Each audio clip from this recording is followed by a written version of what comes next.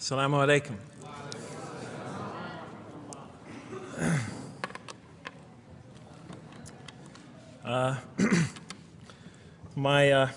I've come from the University of Kansas. We're playing in the Final Four this very instant. So I want to let you know that you've asked a lot of me today. No, I'm just joking. All right, very briefly, I just want to talk a little bit about what the Quran has to say about the purpose of life. I think this is an extremely important subject, especially for Muslims living in America, because we're sort of a minority, a new religion here, and many people are interested in what we believe. And I think the primary question that people want answered when they first consider another religion is how that religion views the purpose of life, the purpose of of our existence here. And so I'm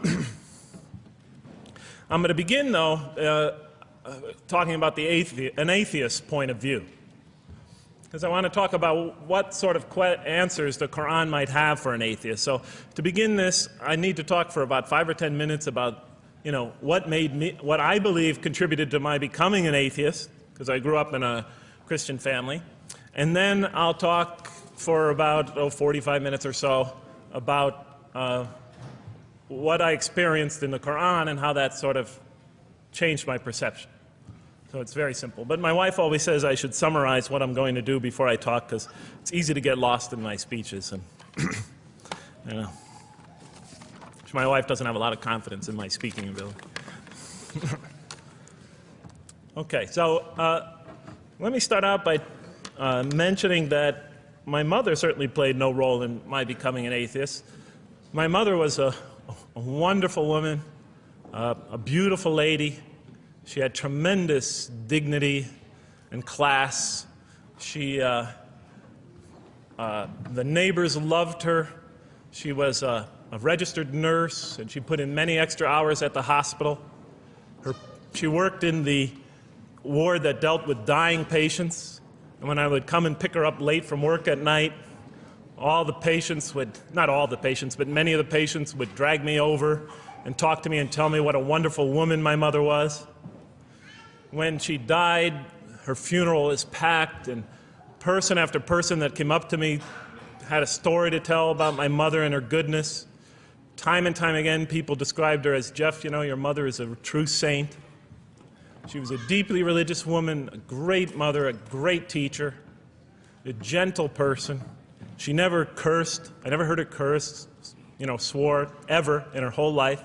Never heard her speak to anybody rudely or speak about anyone rudely. She was a tremendous example of a truly religious person. And she didn't wear it on her sleeve. It was just slowly but surely you could see it just in her day-to-day interactions with people. My father, on the other hand, was a difficult man. My father, for some strange reason, had this tremendous rage inside him. I don't know where he got it. He had this terrible violence inside him. And every night, he would try to quell that violence with hard drinking. And his drinking, though, only made him all the more volatile. Because my father could be laughing and joking one minute, and he could fly into an angry rampage the next for some unexpected reason. You never know what would trigger it. And once he flew into that angry rampage, it would take, he would just go wild in the house. The house would be in havoc. And he would rage on and on and on, and it would take an awful lot of liquor and several hours before he would finally go to sleep. And this would happen night after night after night. And so my 4 brothers and I was the 4th in line. My 4 brothers and I lived a frightening and precarious childhood. But I'd have to say the worst of it was watching my father regularly taunt and threaten and abuse my mother. And it would happen day in, day in, day in, day out, night in, night out. And it was a never-ending nightmare. You see, it's really not so bad when you're the target of your father's violence. You might think it's bad when a child is the target of their father's violence, but it's really not all that bad. At the moment of attack, you're really not thinking about anything except your own survival. When he's firing punches at you or kicking you on the ground or chasing you throughout the house, or when he's threatening you, I'm going to hurt you, bad boy, you're not thinking about anything at that moment except escape. While all that's going on, you're not thinking about the aftermath or consequences, the psychological repercussions or anything like that. And when it's all over, you might even excuse the onslaught because you figure maybe you somehow deserved it. If not for what you did this time, maybe for something you did in the past. You could always put the blame on yourself. But a far worse fear is the terror that overcomes you when you watch your father go after your mother. Because she's the only source of warmth and kindness, of love and protection that you know. And if he were to take that away, from a little boy's standpoint, then you've lost everything. But far worse than the fear is the guilt, and it comes over you from several directions. First of all, there's the guilt that comes at you upon you from the growing antipathy you have towards your father. Because we're taught to love and respect our parents, and we are born with this natural bonding attachment to them. But when you watch something like this happen night after night after night, and this rage is growing inside you, you're being pulled in opposite directions. Then there's also, of course, the guilt that comes when you think that you might be the cause of this night's violence. Maybe something you said or did that you didn't even realize triggered it. Maybe just your father's dislike of you triggered an argument between your mom and him that is now raging on downstairs. But the worst guilt of all, and it is by far the very worst, is knowing that you did nothing to stop your father from hurting your mother. Because while he raged on against your mother downstairs, you hid in your bed and you trembled underneath the covers. Maybe you whimpered and you cried and you put the pillow on your head. And thus, you traded personal respect for personal safety. And with each such incident, you come to realize with ever greater and greater clarity, you come to realize your own weakness, your own impotence, your own incompetence, your own worthlessness, your own cowardice. And the hate grows and festers inside you, not only for the man that you call father, but for yourself as well. It is a terrible, terrible thing to make a young boy choose between his mother and himself. It is extremely unfair. I noticed that tomorrow there's going to be tomorrow morning a lecture about spousal abuse given by Dr. Shaheen Rizwan. I hope you'll all attend it. I think it's a very important subject. When I was little, I used to daydream about life without my father. I just wanted the violence to go away. I wanted not to be afraid anymore. I felt like I was trapped in a bad dream and there was no way out. And so I prayed to God again and again and again to remove my father from our lives. But he was always there, and very soon I began to wonder if God really was. I could not fathom why God would subject my mom to such lifelong punishment. I could not imagine what great sin she must have committed, or that we, her children, must have committed to deserve my father. I didn't have the maturity to sort out such questions, but I had enough fear and anger to provoke them. I was too young to see the wisdom in allowing my mom to suffer the violence and abuse of my father. I was too young to understand why God would let innocent children tremble night after night after night in their beds, fearing that they might not see their mother the next morning. I was too young to see how the mercy of God could even extend to my father with all his terrible failings. All I could see in my world was chaos and violence and fear, and so it became easy for me to question the existence of God, and I began to do that at a very early age. I think I'll even say that the turmoil of the 60s and 70s that's the age when I was a teenager, in the late 60s, early 70s, only reinforced my skepticism. When John and Robert F. Kennedy were assassinated, or Martin Luther King was gunned down, when Vice President Agnew was kicked out of office and Richard Nixon soon after him, when the race riots erupted in city streets like mine, and gang fights erupted in our cities, many of those which I was involved in, when I saw the bizarre and senseless carnage of Vietnam, they all confirmed the lesson that was already ingrained in me and that my father had taught me so well, that the world is dominated by random, consuming, undiscriminating violence. And very soon I began to ask why. Why would God make it that way? Why wouldn't He just pop us into heaven from the first and spare us all this suffering? Why does He let little children in Vietnam get napalmed and run down the street naked on fire when they had done nothing to deserve it? Why does He let the race riots go on? Why does He let the leaders be assassinated? Why does He just let the violence go on and on and on for people who had nothing to do with it? It wasn't of their own making. Why didn't He just make us angels and pop us into heaven if He could make us angels, which I was always taught He could? Why did He make us so susceptible to sin? Why didn't He make us impervious to it, like He made the angels? Is this the best world He could create, I thought? Is this the most perfect world He could create for our existence, for our beginning? I just couldn't figure it. And all the explanations I received from priests and doctors and lawyers, from whoever, spoke to me or taught me, they just didn't make sense to me. In any case, so I became an atheist when I was 16, even though I was going to Catholic school at the time. Declared myself an atheist in one class. It was a confrontation between me and a priest. We were talking about God and the purpose of life. And I expressed my views, and he said, well, then you don't believe in God. I said, well, I guess I don't. And then through my junior and senior year of high school, I got an F in religion, even though I continued to do very well on the tests. In any case, when I was 28, to make a long story short, some friends of mine gave me a copy of the Quran. And one night I was sitting in Diamond Heights, my apartment in Diamond Heights in San Francisco.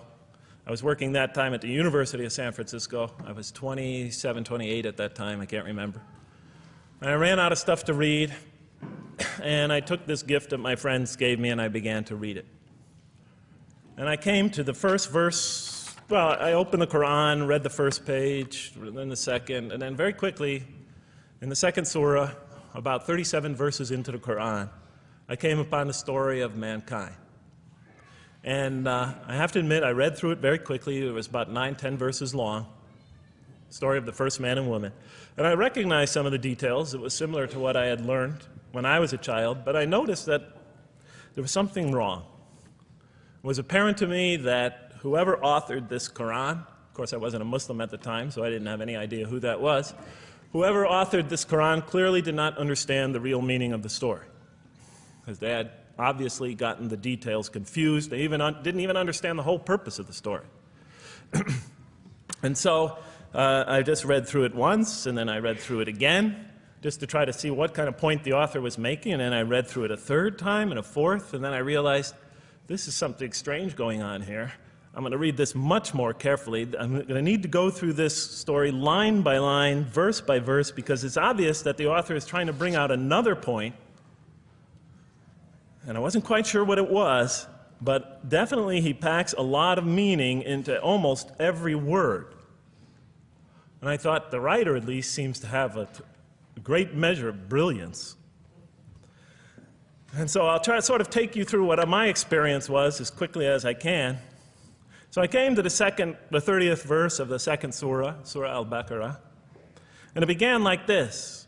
It said, "Behold, your Lord said to the angels, I am going to place a vicegerent on earth." The Arabic word is khalifa. It means a representative or an emissary of mine.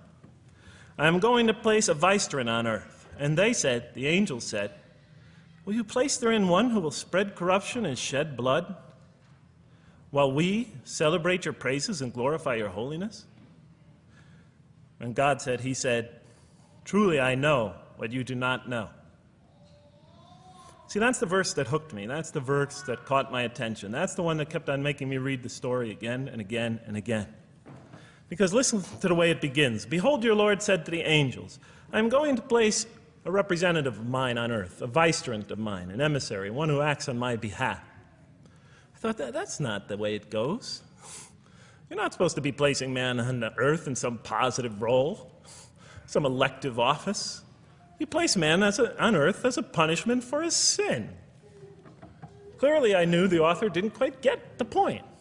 But still, it was an amazing line. But then I come to the next line, and it says, and the angels say, will you place therein one who will spread corruption and shed blood, while we celebrate your praises and glorify you? I looked at it again. I couldn't believe the question. They said, will you place therein one who will spread corruption and shed blood, while we, the angels, celebrate your praises and glorify you? I looked at that and I said, exactly. That would be my question. Why would you create this being, supposedly for some positive role, when he's capable of doing tremendous wrongdoing? When he could spread corruption and shed much blood? Why would you create this violent and pernicious creature when you could create angels? As the angels clearly say, well, we, the angels, celebrate your praises and glorify you. They're asking one of the most fundamental questions in the entire history of religion. Why create you, man, this utterly fallible creature, this creature who could rebel against God's will, who could do such tremendous wrongdoing, who could wreak havoc like no other creature on earth, when you can make them angels? And look where the question is being asked. It's being asked in heaven. It's almost like saying, look, why don't you just make him angels and be up here in heaven with us, you know? Why don't you just make him angels, pop him into heaven, he's fine.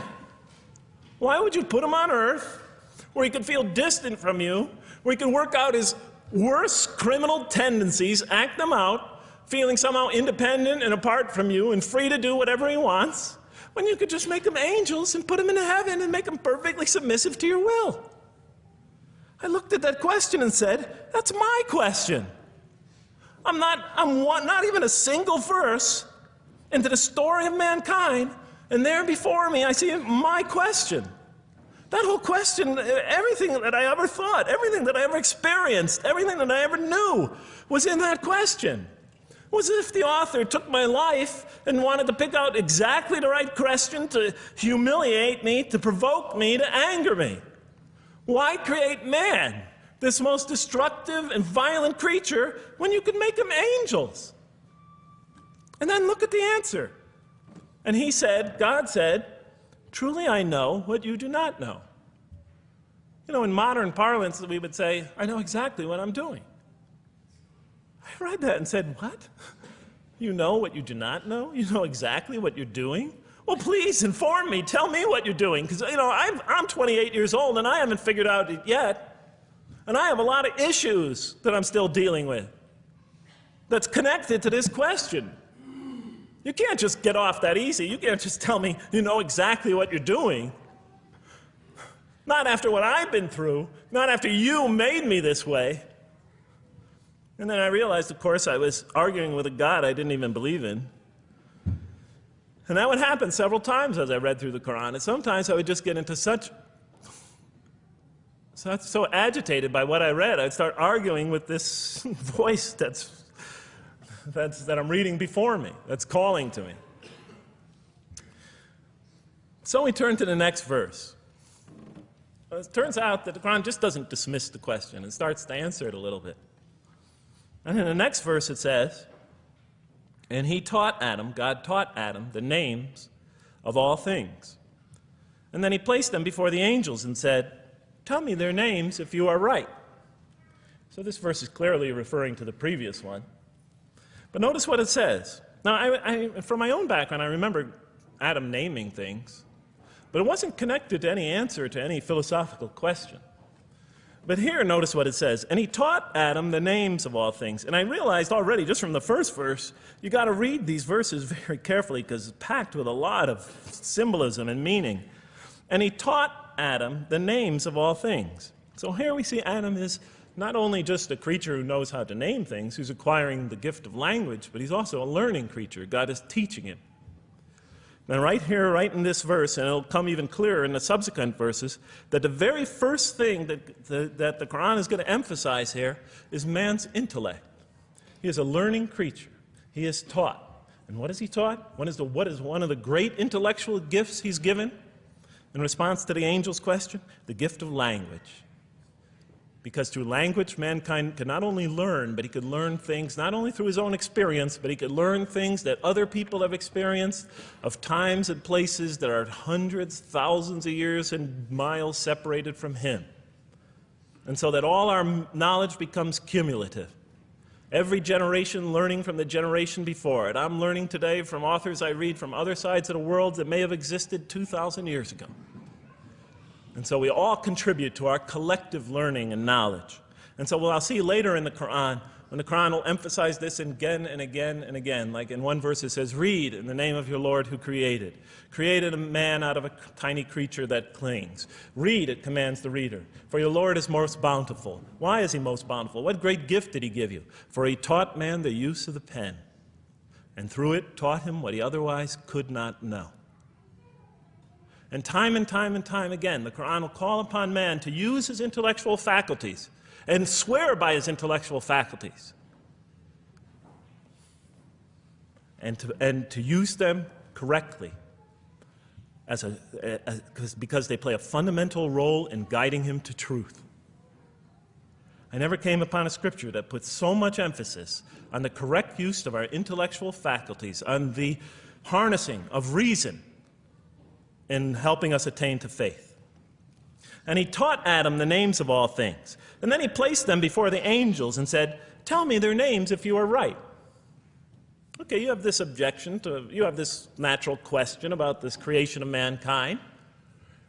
Here, this mankind is this human being, this human creature is a learning creature. He has many intellectual gifts. Here, I'm going to place these things before you. Tell me their names if you are right about man. And what did the angels say? In the next verse they say, glory to you. We have no knowledge except what you have taught us. In truth, it is you who are knowing, the wise. They say this task, this intellectual test that's put before them is beyond their grasp. Notice what they emphasize. We have no knowledge. This would take knowledge. This would take an intellect that they don't possess. In truth, it is you who are knowing, the wise. You got it. It's easy for you. You're the knowing, the wise. You have knowledge. You have wisdom. But this would take knowledge and wisdom that is beyond us. And so in the next verse we read, and he said, "O Adam, tell them their names." And when he had told them their names, notice how it's just like it's nothing for him. For mankind, he has this phenomenal ability.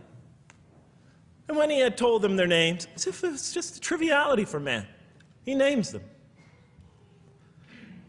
"O Adam, tell them their names." And when he had told them their names, God said, "Did I not tell you that I know what is unseen in the heavens and the earth? And I know what you reveal and conceal?" And he's clearly going back to the angel's question. Yes, you have these natural concerns about the creation of mankind. Yes, he could do these evil things. But look at this tremendous intellect he has. This is something you have overlooked, that you haven't considered. And that's clearly the point of these verses. Even though I felt that the author didn't quite, it was as if I realized that he didn't misunderstand the story. He was taking one of the great stories in the history of humankind, one of the fundamental greatest stories in the history of mankind, and molding it and using it as a vehicle for an entirely original message. And God said, "Did I not tell you that I know what is unseen in the heavens and the earth? And I know what you reveal and what you conceal?" In other words, didn't I tell you I know exactly what I'm doing? And then in the next, and didn't I not tell you that I know what you reveal and conceal? I looked at that. What question what did they reveal and what did they conceal? What did their question reveal and conceal? I thought about it for a minute. Oh, it's obvious. What did their question reveal? You just go back and look at the question. It revealed the sinful and sinister propensities of man. I mean, it's obvious, right? Why are you all looking at me like that? You're starting to scare me. You're all looking very serious. Am I losing you? Wow. Okay. So, they revealed the sinister and evil propensities of man. But what did their question conceal? And all you have to do is think about it for a minute. Human beings, yes, they could do evil. Yes, they could do wrong. Yes, they could create misery. But they could also do exactly the opposite. They could choose to do evil. They could choose to do tremendous good. They could choose to do tremendous violence. They could choose to show tremendous compassion. They could choose to be, to live by falsehood. They could choose to live by the greatest truths.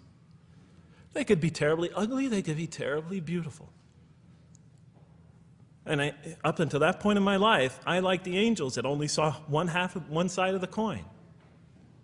And for the first time when I read that verse, believe it or not, it was an eye-opener for me. I had always been obsessed with the evil potentials of human beings. When I read that verse, I realized that, and I had a great example right in front of me with my own mom, I realized that I had been blinded by only one side of human nature. So we go on to the next verse. And behold, we said to the angels, bow down to Adam, and they bowed down. But not so Iblis.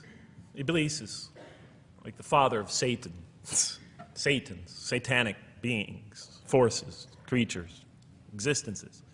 He refused and was arrogant. He was of those who reject faith. An interesting statement. And behold, we said to the angels, bow down to Adam. And they bowed down. Bowing down could symbolize two things. Bowing down could symbolize the superiority or potential superiority of one being over another, and so they bowed down to them. Bowing down could also mean that they serve that creature in some respect. Of course, the Quran says that all beings serve God, all created beings serve God.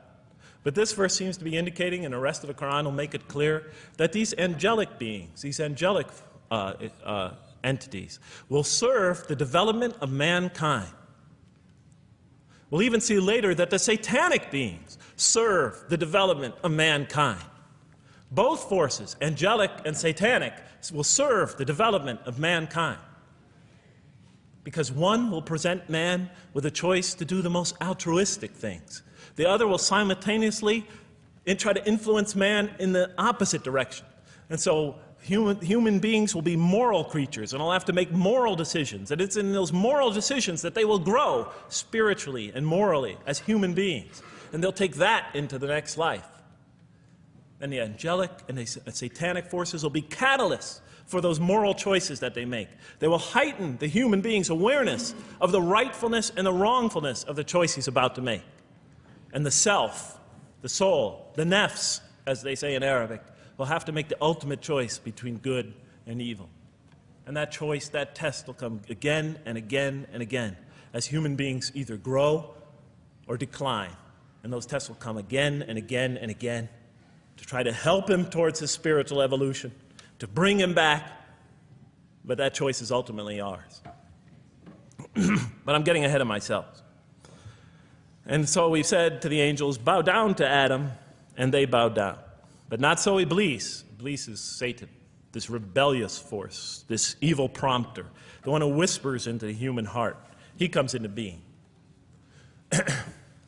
And with the introduction of Satan, we have the introduction of evil, that evil influences on human beings.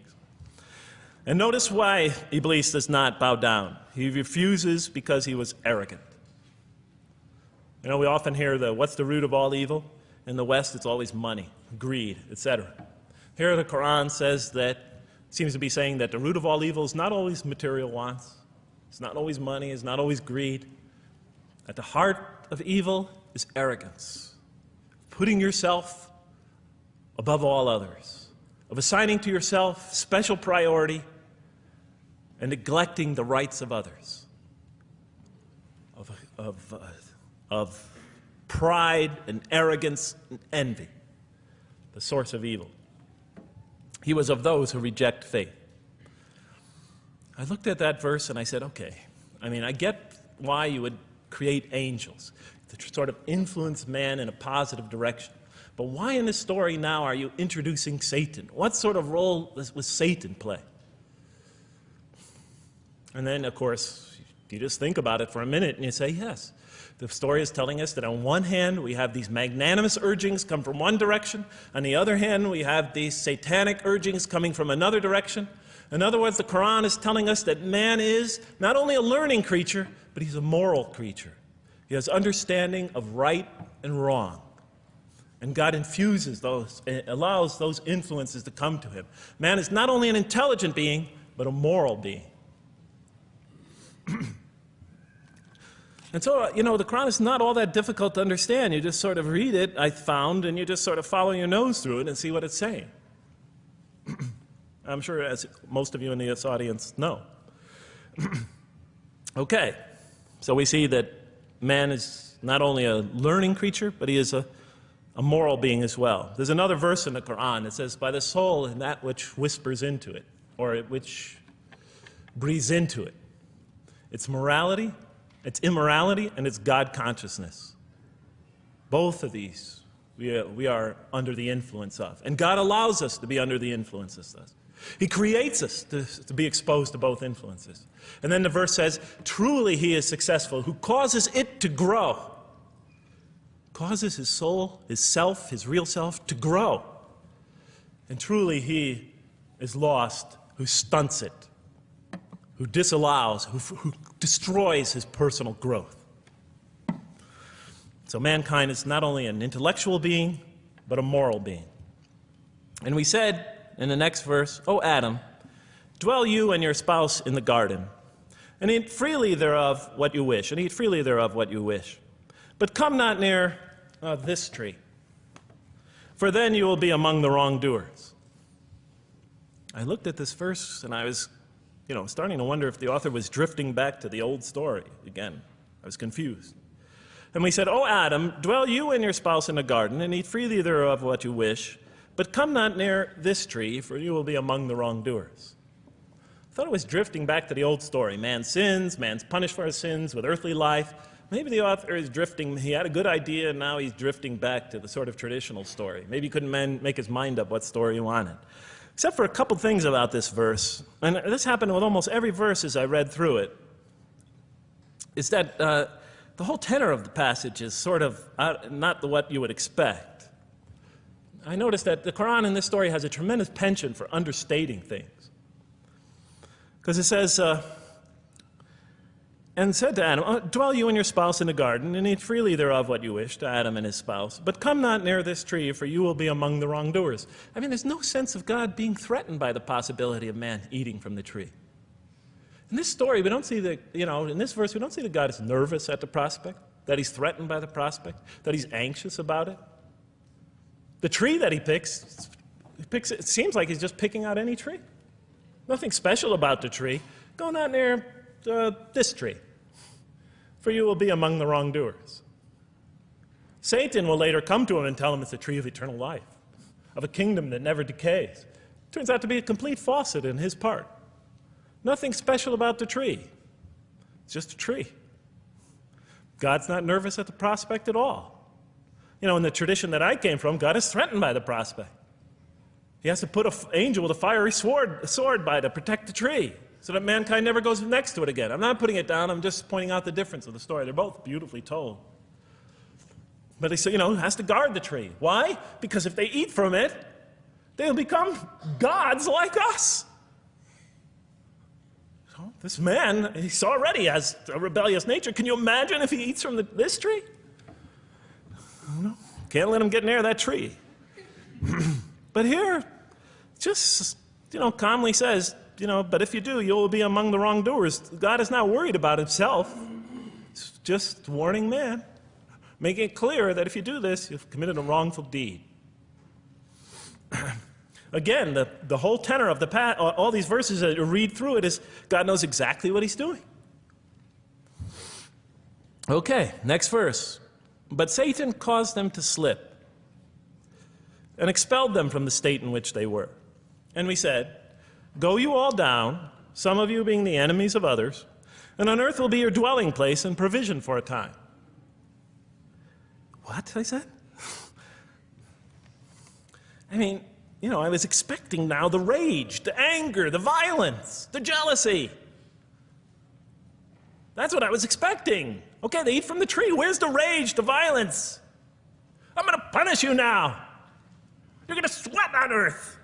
And you're going to suffer, and you're going to stub your toe, and you're going to work, and you're going to labor. And you're going to die there for what you did. And where's the woman? All right? And the woman. All right? She's the one who's going to suffer the most. Right? She'll have to suffer labor pains and monthly cycles. Right? And bleeding and crying out when her children come into the world. And she'll scream out. And worst of all, the greatest humiliation, the man will rule over her. When he's obviously her intellectual inferior because she and the angels she and Satan seduced him, and he just bumbled along and committed a real, wrong deed. Well, I don't mean to make light of it. But the story is obviously different, though. No threat here. As a matter of fact, look at the way it says, "O Adam, dwell you and your spouse in the garden, and eat freely thereof what you wish. But come not near this tree, for you will be among the wrongdoers." Then they make the mistake. But Satan caused them to slip and expelled them from the state in which they were. And we said, "Go all you down, some of you being enemies of others, will be adversaries of others. Some of you will be adversaries of each other, and on earth will be your dwelling place and provision for a time." This is not a deity losing it. If you look at it, I mean, on earth will be your dwelling place and provision for a time. That's not the words of a God that is lost, that is really extremely upset. On earth will be your dwelling place and provision for a time.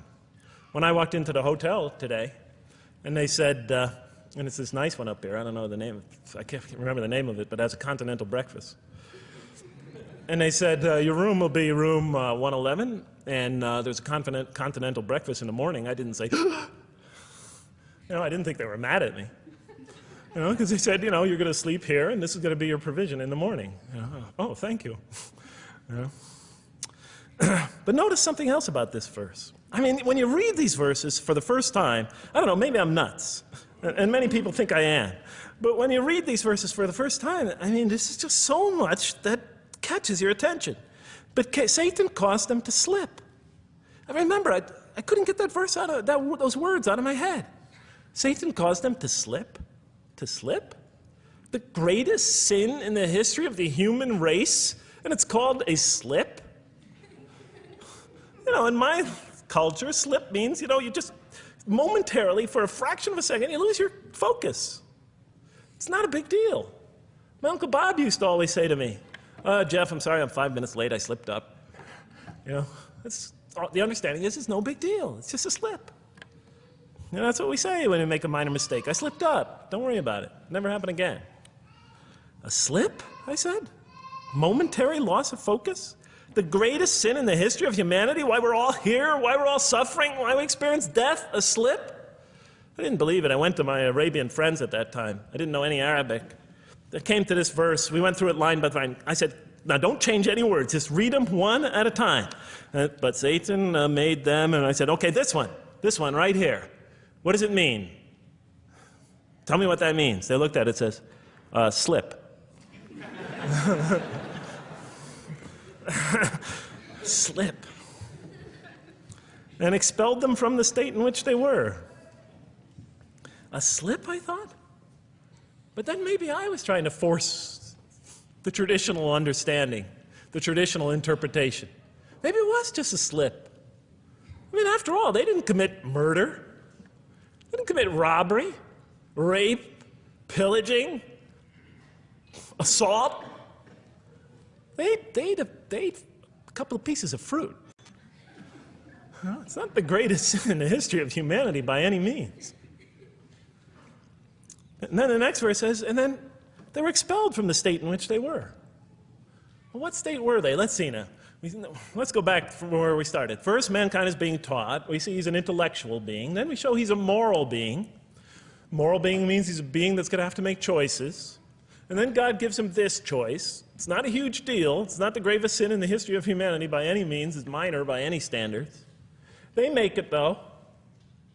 We see that God originally intended to put man on earth as his vicegerent. We see a period of preparation where he's being prepared intellectually, where he's growing intellectually, where he's growing as a moral creature. When does God finally put him on earth? What signals that he's ready to begin?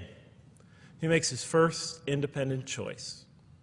It's not the worst deed in the history of humanity. It's minor on anybody's scale, but it shows that mankind is ready to act on his own, to be his own, to make his own choices, that God has empowered him to make choices, and he's ready to make them and carry them out, and see them most often to their expected ends, if God wills. And that seems to be the only real significance of it. But I thought, maybe I'm getting this wrong. Maybe God just blows off into an angry rampage the next verse. So I look at the next one and it says, and then Adam received words from his Lord.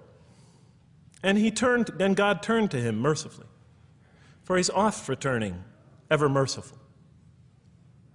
Well, if I had any doubts up till now that God is not enraged by what this has happened, that God hasn't prepared mankind for this choice, for what was eventually going to happen, that all this was preparation for mankind to begin his earthly sojourn in this famous allegory. If I had any doubts before now, I had them, certainly didn't have them after reading this verse. This verse is entirely consoling, reaching and merciful, reaching out to mankind in mercy. Mankind goes to earth. He's obviously afraid. He obviously feels remorse. He's in an unfamiliar environment. And what does God do?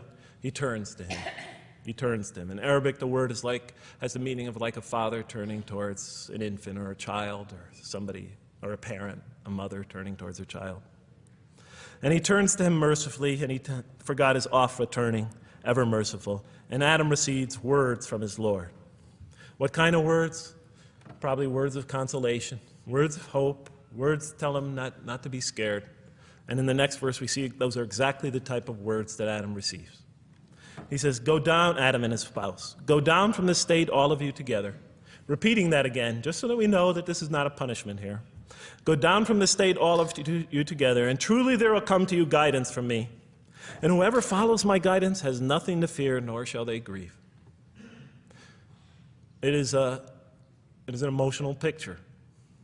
This young couple is here, in fear and in shame, feeling remorse, and God reaches out to them and turns towards them and tells them, you have nothing to fear, nor shall you grieve. I know this is tough for you, but you've been prepared for it up till now, through your entire existence. It had to happen. This is a necessary stage in your development, in your growth, but just hang in there, follow my guidance, be true to me and I'll be true to you, I'll guide you, I'll help you, I'll do whatever you need. Just follow my guidance and you have nothing to fear, nor shall you grieve. Okay. So I was impressed. I thought this author, whom I didn't know, I thought was extremely brilliant. Because the story is entirely coherent, but it's bringing out entirely new meaning. And it's stressing some things in the human equation that I would never have normally thought of. Actually, I thought these sort of things argued against the existence of God. Here, the author was using them to say, look at these. These play a fundamental role in the purpose of life. What? Intellect. Human beings have intellect. Right. In response to the angel's question, they are moral creatures, and they are subjected to evil and angelic promptings. And they have to choose between them again and again and again throughout their existence. And their growth, which the Quran talks about frequently, is going to depend on that. We're here to grow, as we will see. But it emphasizes choice. Human beings are creatures of choice. It also emphasizes suffering. Suffering. Hey, that's pretty nice writing. It also emphasizes suffering. Human beings are going to suffer here on earth. That's the first thing that the story mentions. Spread corruption and shed blood? Havoc, suffering, pain? Yes, these three things play a central role somehow, the story is saying, in our development on earth, in our very purpose of our development. These are the three things we've always had the most trouble grappling with, all theologies have. Why give us intellect if it leads us often to challenge in our minds the existence of God? If we can't reconcile the existence of God with our minds, with our reason, why give us choice if we could choose to do wrong? Just make us angels. Why let us suffer so on earth? Just pop us into heaven. And here the Quran is telling that these play essential roles in our attaining of faith. Not only these, of course, it also mentions guidance, God's forgiveness, revelation, etc., angelic forces, satanic temptation. It mentions all these other things as well, but these three essentially really caught my attention. I never expected that these three things would be emphasized. And so as I read through the Quran, I looked, anytime I saw anything that seemed to relate to this, I would write down notes and underline it. You know, and I would walk up and down in San Francisco with my pen as I'm walking, because I like to walk about 7 miles every day, and I'd be underlining. My friends would always say, "Jeff, what book are you reading?" And I would lie to them. I'd tell them, "Oh, it's a great novel or something." You know, I didn't want them to know that I was reading the Quran. I think they thought I was going nuts.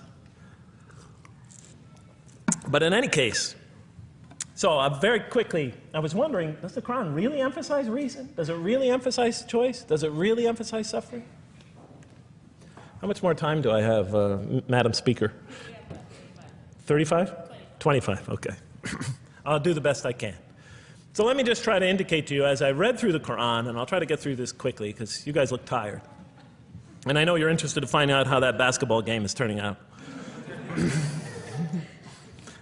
Let's see, does the Quran really emphasize reason as essential to human growth, to this experience we're having on earth, to our very purpose?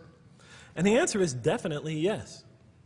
So much so that even Western Orientalists, people who wrote against the Quran, said that this is a major feature of the Quran, a feature that you cannot miss.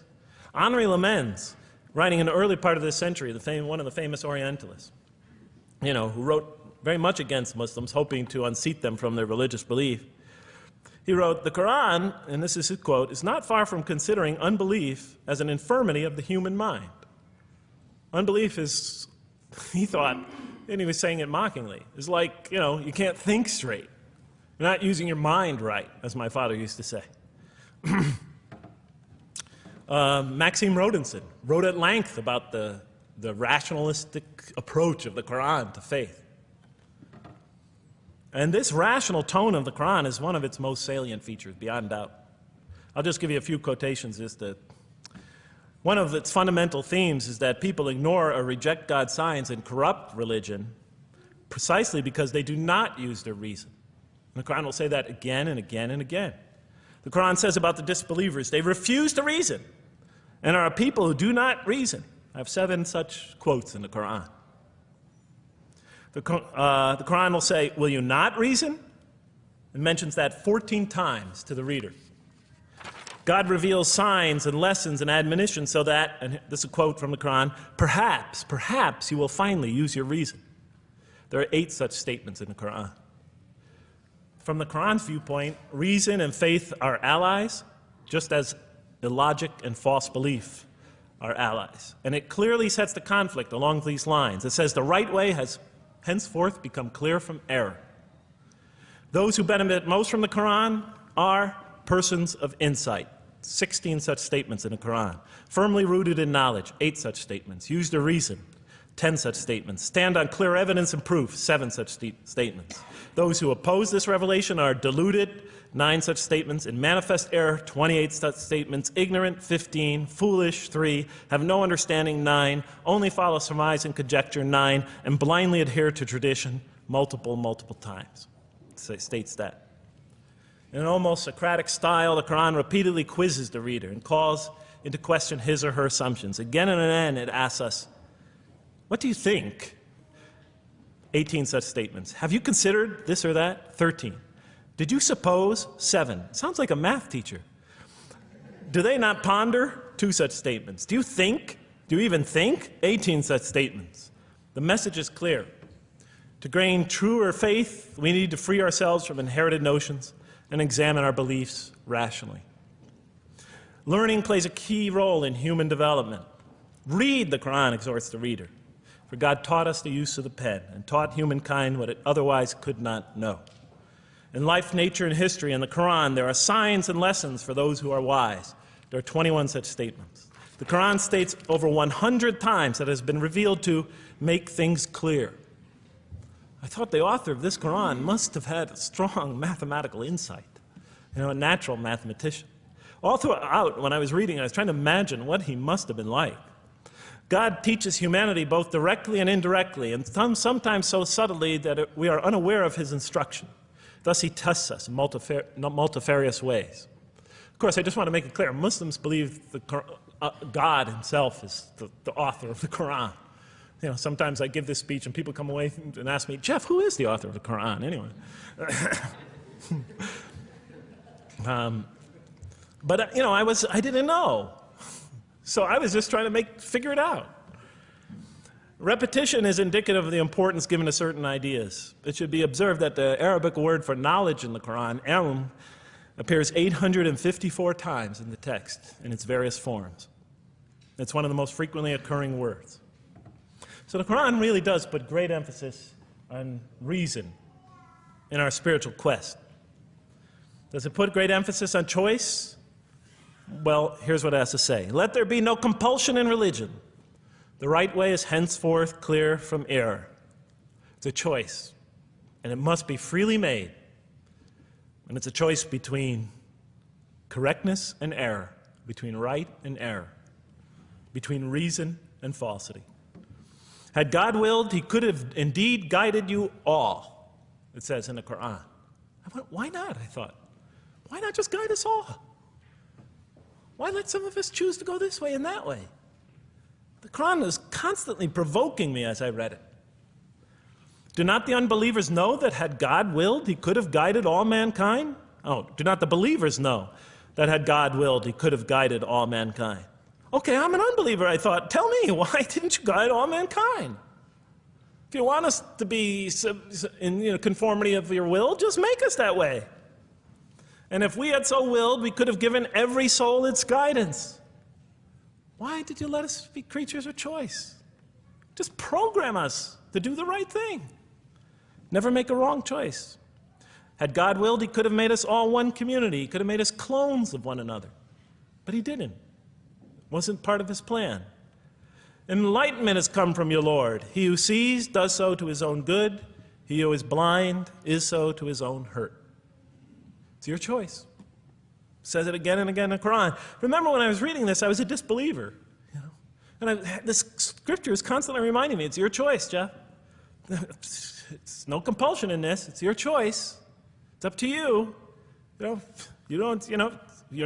probably not reasoning correctly here. Think a little harder. Come on, try. It's just a few more steps. And whoever is guided is only to his own gain, and whoever is stray, I am only a warner. It's your choice. We have revealed to you the book with the truth for mankind. He who lets himself be guided does so as for his own good. He who goes astray, it's to his own hurt. It's his choice. There are many, many such references. I'll stop there. But you get the point.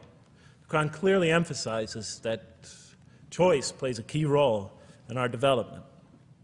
But what about suffering? I mean, suffering's the biggie, right? I mean, that's the real major question.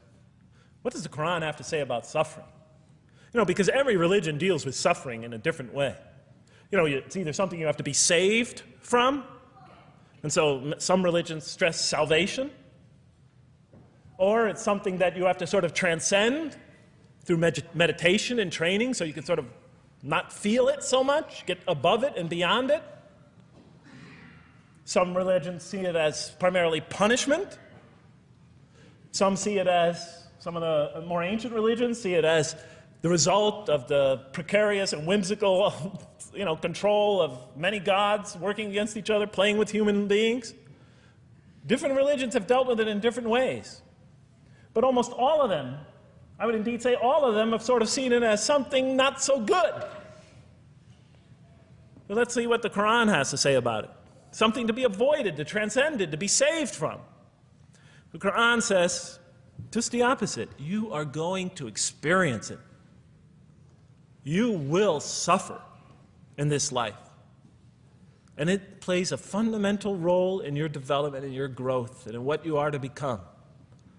This scripture didn't just say you're going to experience it. It said you should embrace it. You should struggle through it. Your life should be a struggle, it says. It should be a jihad. Yeah, right? But that's what it says. Jihad means struggle. When the Quran most says jihad, it's very seldom, it's most often not in the context of fighting. Qital is the Arabic word for fighting. But you know, it says even in the Mecca verses, long before Muslims had to defend themselves against their oppressors, it mentions that you have to struggle in the path of God. With the Quran, it even says. Struggle in the path of God with this Quran. Life is a struggle. It says in one verse, most assuredly we will try you with something of danger and hunger and the loss of worldly goods, with the loss of your lives and the fruits of your labor. Most assuredly we will try you. It's not just talking about evil people, good people. But give the good news, the glad tidings. Be happy for those who are patient in adversity and suffering. Good news, I thought? Doesn't the author understand the terrible effects of suffering? Give the good news to those who are patient through adversity, who when calamity befalls them say, truly unto God we belong and truly unto him we shall return. In other words, that this could benefit them. It was a remarkable statement. Here's another one. Do you think that you can enter paradise without having the like of those who passed away before you? And the next verses start to explain these people were good people who suffered terribly. Do you think that you can enter paradise without going through the same? Why, I thought? Why do we have to suffer in life? Misfortune and hardship befell them, and so shaken were they that the apostle and the believers with him would exclaim, when will God's help come? These are good people. When will God's help come? Oh, truly, God's help is always near. You will certainly be tried in your possessions and yourselves, the Quran tells the reader. You're going to face hardship. It's guaranteed. Every soul must taste of death, and may try you with calamity and prosperity, both as a means of trial. And to us you are returned. You are going to have hardship here. There is going to be no heaven on earth. This environment is made to be an environment of adversity. It is made to be an environment where you have to work, where you have to struggle, where you have to strive. And it plays a key role. Oh man, truly you've been toiling to your Lord in painful toil, but you shall meet him. You're toiling, yes, but you shall meet him. We certainly created man to face distress. What, I thought? We certainly have created man to face distress. You made us to face distress? Does he think that no one has power over him? Sometimes people get, so down, they just think, oh, this can't be a God. Look how I'm suffering. He will say, I have wasted much wealth. Some people just become totally devoted to worldly aims. Does he think that no one sees him? Have we not given him 2 eyes to see with, a tongue, and 2 lips to communicate with, to learn from by communicating? Can't he see around him? Can't he tell from communication with other people? Haven't we pointed out to him the 2 conspicuous ways? What are the 2 conspicuous ways? But he attempts not the uphill climb. One of them is the uphill climb. And it says this is the way you should be pursuing. And what will make you comprehend the uphill climb? It is to free a slave, or to feed in a day of hunger, an orphan nearly related, or the poor one lying in the dust. Then he or she is of those who believe, and exhorts one another to patience, and exhorts one another to mercy. You have not attained to faith until you struggle the uphill climb. It's telling us. You should pursue the uphill climb. What is the uphill climb? Reaching out to your fellow man who suffers. To feed the poor one. To help the poor soul that's lying in the dust. And all over the world there are people in that state. And we watch the news as if it's just entertainment. And the Quran tells us this is something you should involve yourself in. That is the road that you should travel. It describes a successful life as an uphill climb. Well, I can see I'm running out of time, so I'm going to have to tie this up in about 15 minutes, I guess. But definitely the Quran emphasizes these three elements in the human drama. But as I read through it, I couldn't see how it all fit together. I mean, why didn't God just... Why? Why do we have to experience these? What purpose do they play? Just pop us in the head and beam us up, I thought. Well, one thing, like I mentioned before, the Quran will repeatedly emphasize that we're here to grow and to learn. And I'll give you 4 or 5 quick verses because I know you're tired. It says, Our Lord, and raise up in their midst a messenger from among them, who shall recite unto them your signs, and that shall teach them the book and the wisdom, and who shall cause them to grow. We have to learn wisdom in the book, and Revelation in particular, and who shall cause us to grow. And we have sent among you of yourselves a messenger to recite our signs to you and to cause you to grow. Truly God was gracious to the believers, this is in the 3rd surah, when he raised up from among them a messenger from themselves to recite his signs to them and to cause them to grow.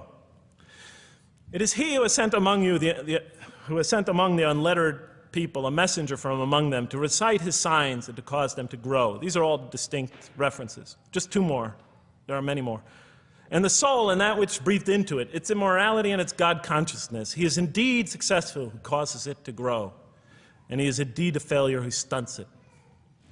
And in the 92nd surah, Surah Al-Layl, it says, Far removed from it will be the righteous who give his wealth that he may grow. So the purpose somehow is to grow. We're in a growing, learning, developing experience. We weren't just created when we came into the world. This is actually a stage of our creation. Just as our development in the womb was a stage in our creation, our essential stage in our physical creation, this is an essential stage in our personality creation, in the creation of our real being. That which we take into the next life, our essential selves. We've gone from the physical creation in the womb, primarily physical, now to the human creation, the personality creation in this stage. I thought maybe I'm, projecting my own neurosis into the scripture. Maybe it doesn't really emphasize that life has a purpose. But time and time again, I would find it does. For example, just quickly it says, those who remember God standing and sitting and lying down and reflect upon the creations of the heaven and earth and say, Our Lord, you did not create all this in vain. You did not create all this in purpose. Just when I was starting to think, maybe the Quran really doesn't state a purpose of life. It really doesn't mean there's a real purpose of life. Maybe I'm reading into it something that is there. I would come upon verses like that would force me to just read a little further, make me think, well, maybe it's just around the corner. We have not created the heaven and the earth and whatever is between them in play. If we wished to take a sport, we could have done it by ourselves, if we were to do that at all. God doesn't create to satisfy his whims or fancies or entertain himself. Do you think that we created you purposely and that you will not be returned to us? It says in the 23rd surah, the true sovereign is too exalted above that. In the 44th surah, we did not create the heavens and earth and all that is between them in play. That serves a purpose. Now, what sort of purpose can it possibly serve? So I tried to, apparently the Quran speaks about believers and those who are the rejectors. You have the believers on the one hand, the rejectors on the other.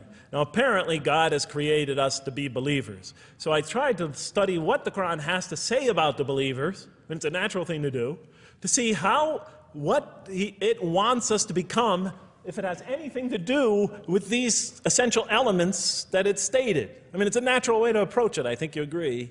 Do you agree? Somebody nod your head. That's what I say to my math students. Just one head nod is enough for a mathematician. Get one head going, okay, I did my job. Okay.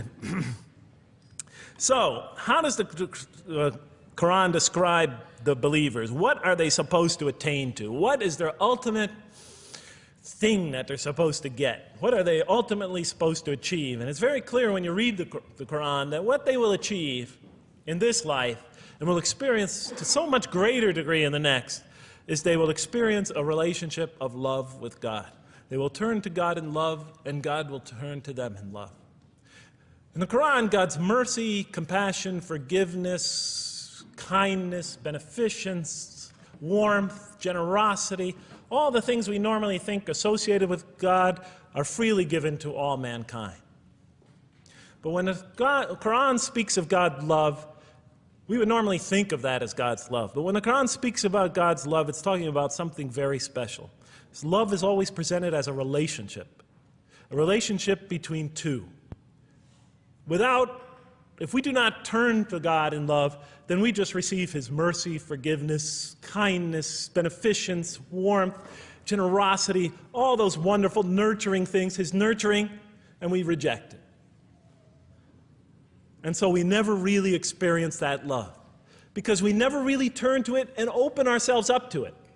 It is always there for us, but unless we enter into that relationship, that love, that give and take, that relationship of love is never develops. We reject it, and that's what the word kafir means. It means to reject, to turn your back, to ignore, to throw something, a gift that someone gives you behind your back. And so the Quran tells us that the believers will experience this sublime relationship of love. It says, "Yet there are men who take others besides God as equal, loving them as they should love God. But those who believe love God more ardently. Say, if you love God, follow me, and God will love you and forgive you your faults, for God is the forgiving, the merciful. O you believe, if any from among you should turn back from his faith, then God will assuredly bring a people He loves and who loves Him." And throughout the Quran, it'll mention time and time again that God loves the believer. God loves this type of person. God loves that type of person, and so forth and so on. So it's quite, and I'm trying to pick the speed up here, so you'll have to excuse me for that. But it is apparent from the Quran that one of the purposes of creation, maybe the essential purpose of the creation, is to produce from this subset of humanity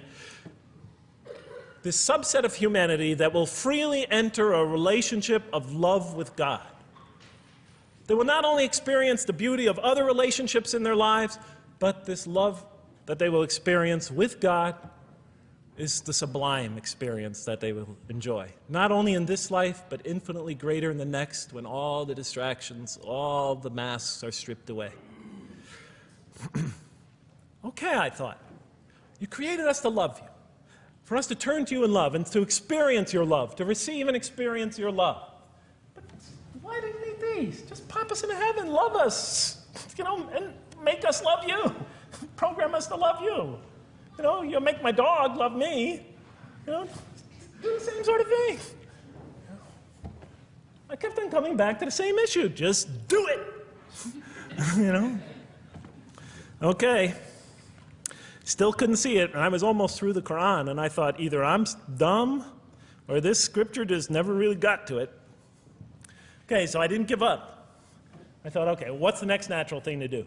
Okay, so we're here to develop this relationship of love with God.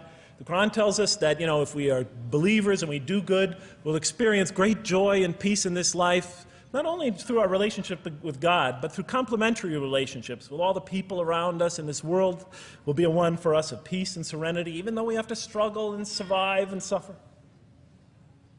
But I couldn't see, how this all tied in with this suffering business and why He couldn't just put us into heaven. So what's the next natural thing to say? Okay, so we're created to have this relationship of love with God, to enter this relationship, to experience and receive all that He has to offer us. So the natural thing to do is to study the two partners in that relationship. What does the Quran have to say about us, the believer? What does it ask of him and her? What does it require of them? And then what does the Quran tell us about God? And then is there some essential nexus, some essential connection between them, and does it have anything to do with these? Because if the Quran doesn't show that, then the essential link that links all this together, that pieces it all together, is missing. And as I thought to myself, whoever this author is, and by now I knew he had fantastic genius, even though he came from the primitive confines of the most backward, most uncivilized sector of humanity, of people that had no literary history, really, to speak of, no great works of literature, no scriptures that preceded him, even though he came from the desert of culture, even though this came out of that environment, and the mind behind it had to be tremendously and phenomenally genius to come out of that surrounding and produce something like this. If that essential link was missing, I knew that, he was great, but, and extremely great. But, what do you expect? How could anybody answer those questions? Nobody in the history of humanity has been able to answer them. Okay, so I thought, first I'll see what the Quran has to say about the believers. What does it require of them? Then what it has to say about God, and see if there's some essential link. Are you following me? You're giving me the note. Get off the stage. Okay, I'll do my best. It's a deep subject. We're almost done. Bear with me a few more minutes. I'm sorry, really. I know Siraj Wahaj, when he gives these sort of speeches, he always says, okay, I'm finishing up now, and then 10 minutes later he says, you thought I was telling you to... I won't say that, but just give me a few more minutes. Bear with me. Okay, quickly. What does the Quran ask of the believers? From the Quran's many exhortations and its descriptions of acts and types of individuals loved by God, it's not difficult to compose a partial list of things that the Quran wants us to do, which it calls good deeds, time and time again. To believe in God, to have faith in God, to have a relationship with God, and to do good. So what does it describe as these good deeds? Well, as I read through the Quran, it says that, can I take this away? Remember, intellect, choice, suffering. It says we should show compassion. Show compassion. We should be merciful. I have the references here, but just excuse me, I'm not going to list them all. We're running out of time. We should be forgiving. Forgive others. We should be just. We should protect the weak and defend the oppressed. Defend the oppressed.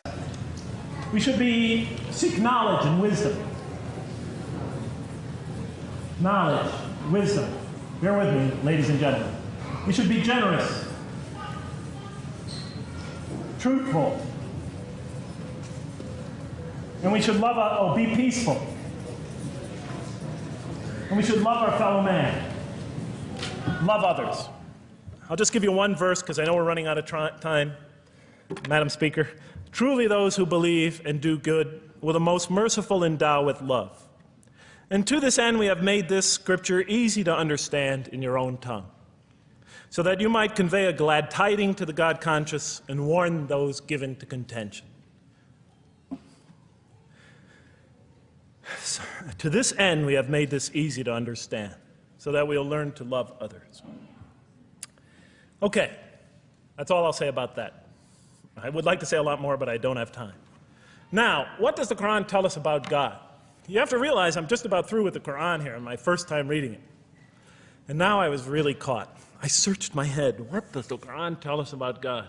It tells us nothing could be compared to him. That he's outside anything that we may compare to. That our definitions do not encompass him. That our reason cannot comprehend him. That he is transcendent and we are finite. That he is immortal, he transcends time and space and we are bound by it. That he is immortal, we are mortal. He is uncorporeal, we are corporeal. That we have no way of comparing ourselves to him. Nothing could be compared to him. I thought, oh my God, I'm so close and yet so far. Because I'll never understand the essential link between us and God and why these three things fit into place. Because the Quran tells us that we could never really quite understand God. Or at least that's the way I thought.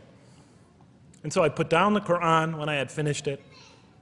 And much to my dismay, I was honestly disappointed because I thought The author made a brilliant try, but he never quite made it. And so I was sitting in front of, about 3-4 weeks later, I was sitting in Diamond Heights in my apartment watching a football game, I think it was. And you know, sometimes things just slip into your minds when you least expect them, and I'm sitting there watching it, and all of a sudden into my mind came a thought. And I said, wait a minute. The Quran does tell us so much about God. It tells us again and again and again, but somehow I just missed it. Just skimmed over it every single time. Because if you turn to almost any page, if you turn to the beginning of any surah, you could see time and time again essential information about God that I just thought was sort of a literary device, something to make it just sound more beautiful. Because if you turn to the beginning of any surah, you'll see the words Bismillahir Rahmanir Rahim, in the name of God, the most merciful, the most compassionate. If you read almost any passage, long passage, when you come to the end of it, it's punctuated by dual attributive statements like God is the merciful, the compassionate, God is the forgiving, the gentle, God is the kind, the protector, God is the generous, the truthful, God is, and so forth and so on. There are tens of thousands of such references in the statements in the Quran. What the Quran defines as God's most beautiful names, his attributes of perfection, repeated again and again and again on almost every page. And as I sat there, sitting by the television, I started to jot them down in my, on my little piece of notebook there. Same notebook I used to jot these down before. And I began to list from my own mind the attributes of perfection as I remembered them. And they were, God is the compassionate. God is the merciful. God is the forgiving. God is the just, the protector, the defender of the oppressed and the weak, the knowing, the wise, the generous, the kind, the truthful, the loving, the peaceful, the source of all peace, the truth, and so forth and so on. Every item I had listed in my list for the qualities that we human beings are supposed to develop, the Quran was telling me had its infinite source and perfection in Allah, in God. And then all of a sudden, all the pieces fell together. Then I suddenly saw it, as I see most of you probably see as well. That now, suddenly it all began to make sense to me. In what way do I say that? Well, it was now obvious why we had to develop these qualities. It was now obvious how these things on the floor here fell into place. And I'll just say it clearly. We're here to develop a relationship with God, to become closer to God. But how can you become closer to God when he's transcendent and you're finite, when he's immortal and you're immortal, vice versa? When he's immortal and you're mortal, when he's unbound, fettered by time and space, and you are, and so forth and so on. How can you become close to that one? If I want to become close to you, I need to have something to share with you, something that we have in common. So, for example, if I want to come close to this young man here physically, I'll approach him, because we both have bodies, and I can position my body closer to him. Physical presence, bodily presence, is something we both share. If I want to become closer to that gentleman back there, if I want to become closer to him intellectually, I'll reason with him so we will have a convergence of minds, because we both possess reason. If I want to become closer to one of my sisters on this side emotionally, I'll try to appeal to their sentiments, because we both share feelings and similar types of experiences that generate those feelings. But how does one become closer to God? What do we share with him? We share with him exactly what he gave us. Because the Quran tells us that when we came into this life, he breathes into our spirit something of his spirit. And that we come into this world with the seed of these very qualities within us. And we could either kill them, stunt them, as the Quran says, or cause them to grow. And when we grow in these, we grow in our ability not just to experience tremendous beauty in life through all this, but we grow in our ability to receive and experience the infinite beauty, the infinite peace, the infinite truth, the infinite compassion, the infinite mercy, the infinite, etc., all the way down the list, that only comes from the infinite perfect source of all these. The more we grow in mercy, the more we grow in our ability to receive and experience in this life and in the next, to an infinitely greater degree, the mercy of God. The more we grow in compassion, the more we grow in our ability to receive and experience God's compassion in this life through prayer and through ritual and through contemplation and through other experience of others. And of course, infinitely more in the next life, the compassion of God. The more we grow in our truthfulness, the more we grow in our ability to experience God, the truth, because all truth comes from God. The more we grow in these things, the more we grow in our ability to receive and experience God's attributes of perfection. The more we grow in our ability to receive and experience His being. And that sort of nearness we are growing to Him is tied to our essential nature and to His. It's more than just physical nearness. It's more than just a convergence of ideas. It's more than just a convergence of feelings. It's a convergence of essential beings. It's the closest type of nearness two can feel, two can experience. I'll just give you a quick analogy, because this helped my children. Let's pretend I have a goldfish, a dog, and 3 children. 3 daughters, let's say. And I do have 3 daughters. No matter how much of my love, compassion, forgiveness, caring I pour upon that goldfish, it could only experience it to a tiny degree. It might not even really be aware of it, because it's a very primitive creature. But my dog, on the other hand, when I show it all my kindness, all my love, all my compassion, all of what is essentially me, it can experience it to a much higher degree than my goldfish. And through its interaction with me, through its own trying to give its own self to me, we could experience a quite wonderful relationship. But my children, especially as they grow older and go through their own experience and their own development, could receive and experience all the love and the compassion and the forgiveness and the caring and the generosity and the protection, everything I have to offer. They could experience my being to a much higher degree than my dog ever can. And we could have a relationship of beauty that I could never have with my dog. As much as I love animals, having had 3 daughters, I know that the relationship that you have with 3 beautiful daughters could never even come close. No other relationship could approximate that. Of course, my relationship with my wife is also extremely beautiful, and she might hear this today. And she's a wonderful woman, really. I mean, she's the source of so much beauty. But, okay, Madam Chairman, I am ready. So that seems to bring it all together. So now, I thought, wait a minute. That doesn't explain this. Why the intellect? Why the choice? Why the suffering? I thought, you almost had me, this Quran. You almost duped me. You almost tricked me, seduced me into accepting this philosophy. But wait a minute. What about intellect, choice, suffering? Why do we have to experience these? Why couldn't you just programmed us to be merciful, compassionate, forgiving, etc.? Why do we have to go through all this? And then, of course, the answer came to me as quickly as I thought of it. So we are creatures, and we grow, and we become.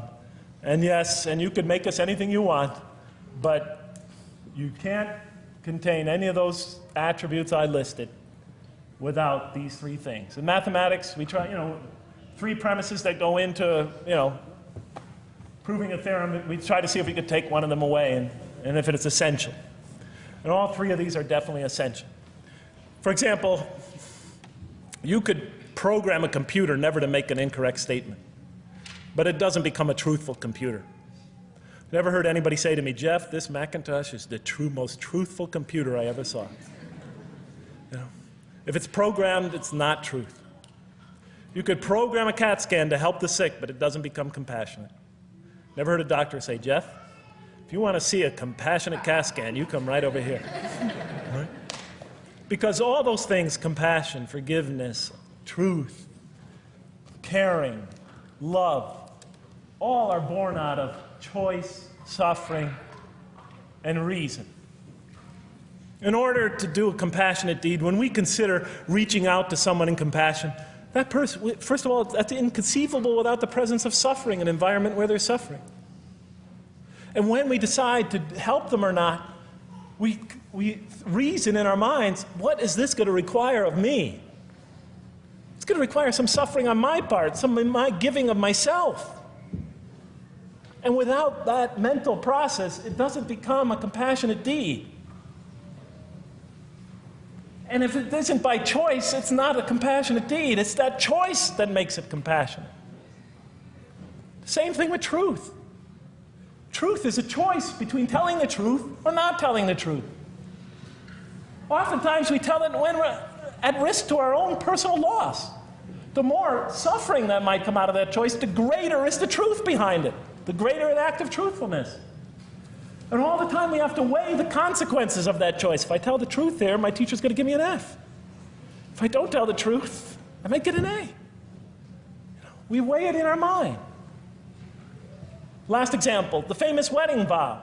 Do you take this woman to be your wife in sickness and in health, for richer or for poorer, until death do you part? What are they asking us? Do you knowingly make this choice, understanding full well what's at stake here? That it might involve richness but poverty, health or sickness, that suffering's going to be involved until death. Once a young lady told me, you never really loved me. Because when the growing got tough, when things got hard, when we hit rock bottom, when my life fell apart, you just got up and left. And she was right. And she understood full well that that's what love is all about. It is through giving and suffering together and hanging in there with each other and not bailing out and persevering through suffering, making that choice and knowing what you're doing. All those three things are essential. So it's very easy to see why the Quran stresses these. For in order for us to grow in these, I've dropped it, we have to have these. And that's why it's very easy to see, ladies and gentlemen, why the Quran, 30 seconds, Madam Chairman, why the Quran talks about sin as self-destruction. The Quran says when we sin, we commit, the Arabic word is dhulm, or zulm, however dialect you have. Dhulm against ourselves. We oppress, we destroy ourselves. Because when we don't grow in these, when we grow in the very opposite of these, we are literally destroying ourselves. When we grow into the things that are antithetical to these, we are destroying our natures and will not allow ourselves to receive and experience the beauty that could be in store for us this life and the next. It's like coming into this world and developing in the womb none of the physical things you need to experience comfort and joy and peace and happiness on a physical level in this life. It's as if you're coming into this life and you've destroyed yourself physically somehow in the womb, and you came into it and you had nothing to protect you from the cold, from the heat, from the harshness of the elements, from germs, from disease, nothing to protect you, nothing to satisfy, give you the ability to satisfy your thirst or your hunger, nothing for you to experience any physical comfort. This is all that matters as we go into the next life.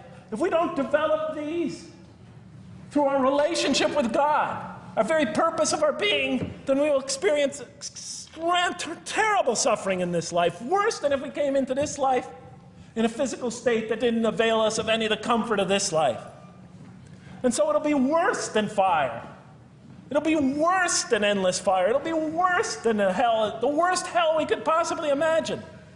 So the Quran tells us, that yes, when it talks about heaven and hell, it's used very powerful symbolic language, but what it essentially is telling us is imagine the greatest joy and wonder and peace and serenity you could ever experience, and that's what's open to you on the one end. But on the other end, imagine the most terrible suffering that you could possibly bring on yourself, and you could also do that to yourself as well. It'll be worse than anything you could have ever imagined. And it's, the Quran tells us that God says on the day of judgment, I did not harm you in the least. You destroyed yourselves. And it could say that in total objective truth. And that's why the Quran, well, I think I'll leave it at that because Madam Speaker is about to shoot me. I still have other things to talk about, but I want to find out how that basketball game is going. So thank you so much for listening to me for so long. And may the peace and mercy of Allah be upon you all. I didn't mean to try to scare anybody at the end. That wasn't my goal. I was just trying to make a point. And may the peace and mercy of God be upon you all. Thank you so much. Assalamu alaikum.